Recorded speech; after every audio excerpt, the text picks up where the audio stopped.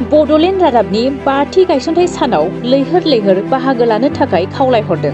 बर'नि गेजेराव गिबिसिन जोनोम मोननाय बड'लेण्ड रादाब खौरां बिजोंनि गाबोन 5थि गायसनथाइ सान।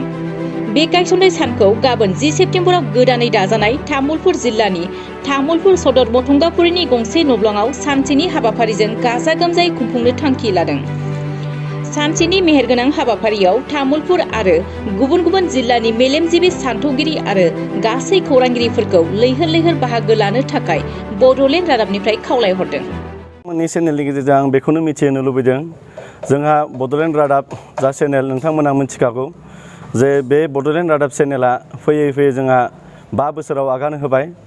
बे 5 बोसोरा जोंहा गाबोन अर्थात 2023 मायथाइनि 10 सेप्तेम्बर खालि गाबोनो गायसनथाइ सान एबा जोनोम सान। बे जोनोम सानखौ जोङो मोनफ्रोमबो बोसोरनिफ्रायनो फालिबोबाय थानाय लेखा जों दिनै बे हाबाफारि लादों जे गाबोनो जोङो नैबे तामुलपुर जिल्लानि जे मथंगापुरि, बे मथंगापुरियाव जोङो जोनोम सानखौ फालिनाय हाबाफारिखौ लादों।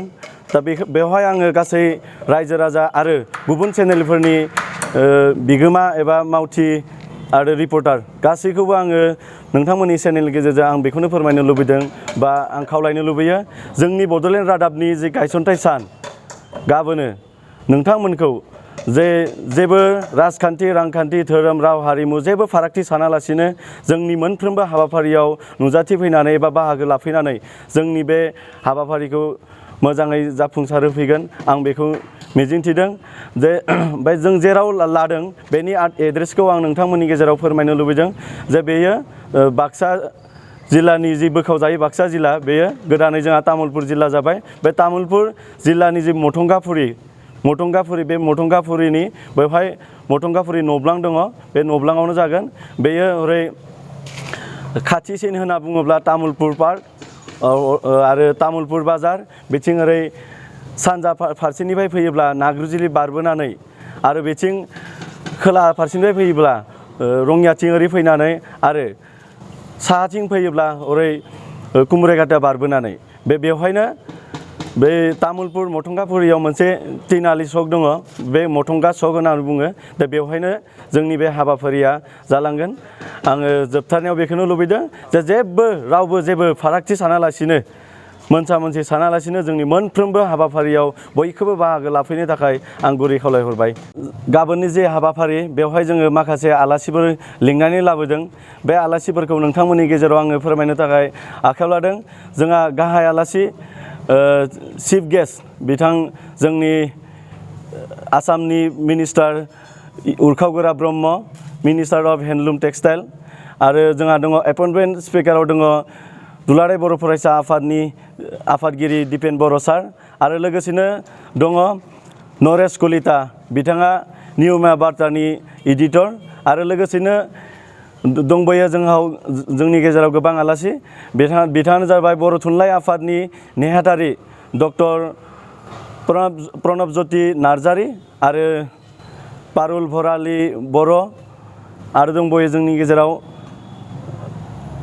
जेनेरेल सेक्रेटारि बड'लेण्ड जार्नालिस्ट एस'सिएशननि रमेन दास, आरो जोंनि गेजेरावनो दंबोयो president all Bodo' digital journalist एस'सिएशननि मिस्टार हांगामा नार्जारि, बिथांमोना जोंनि गेजेराव बाहागो लागोन। आरो जोंबो बिथांमोननि आलासिनि गेजेरजों जों बेखौनो फोरमायनो नागिरगोन जे जोंनि रादाब बिजोङा आथिखालाव समाजनो जोङो माबायदि खामानि मावनानै होयो बा माबायदि जों समाज फोसाबनायनि खामानि मावलांगासिनो आरो मावबोगोन, बेखौ नोंथांमोननि गासै रायजो राजाफोरनि गेजेराव नोंथांमोननो जोङो बिथांमोननि आलासिनि गेजेरजों गासै खोथाखौ जोङो गुवारै खेंफोरथि महरै जोङो बुंफोरनानै होगोन। आरो बिथांमोननिफ्रायबो जोङो गोबां बोसोनफोरखौ लाबोबाय थागोन। दा बेनिखायनो गासै आरो नैबे जोबथारनायाव आं नैबे खोथाखौ आङो खनसे बुंबावनो लुबैदों जे जायफोरानोखि इयुन जेनेरेसनफोरा रादाबगिरि महरै जानो थाखाय सिमां दङ बा थांखि दङ, दा बिथांमोना जोंनि बे गाबोननि जा हाबाफारि जानो गोनां बे हाबाफारियाव नोंथांमोनखौ बाहागो लाफैनानै बेनि सासे रादाबगिरि जानो गोनांब्ला माबायदि खामानि मावनांगौ एबा बेनि नलेजआ माबायदि जानांगौ, बेनि गासै नलेजखौबो बा बेसिक नलेजखौ नैबे जोंनि गाबोननि हाबाफारिजों नोंथांमोनाबो लालांनो हागोन। दा बेनिखायनो नोंथांमोना जायफ्रानोखि रादाबगिरि जानो गोसो गुदुं दङ बिथांमोनखौबो आङो बाहागो लाफैगोनखौ आङो खावलायबाय आरो फिन खनसेबाव गासैनिसिमबो गोजोन हामलायनायखौ जासिनानै आंनि बुंनायखौ एसेयावनो फोजोबबाय। गोजोन्थों। 30 बोसोरनिफ्रायनो देहायारि जोथोननि बिथिङाव बुहुमनि बयजोंबो फोथायजानाय लोगोसे साबसिन आरो रावजोंबो रुजुजायै गोरोन्थि गैयै फिथाइनि रादाय होग्रा एप'ल' डायग्नोस्टिक्सआ नोंथांमोननि साखाथियाव सौफैबाय। बे एप'ल' डायग्नोस्टिक्स सेन्टाराव थैजों सोमोन्दो थानाय गासिबो बेराम, कभिड-19 बेराम, खि, हासुदै आरो गुबुन गुबुन बेरामनि आनजाद खालामनाय जायो। नोंथांमोनहाबो आनजाद खालामफैजानो हागोन। थंआ जाबाय क'क्राझार टाउननि मालदां बाजारनि साखाथियाव थानाय रिलायन्स पेट्रल पाम्पनि उल्टाथिं।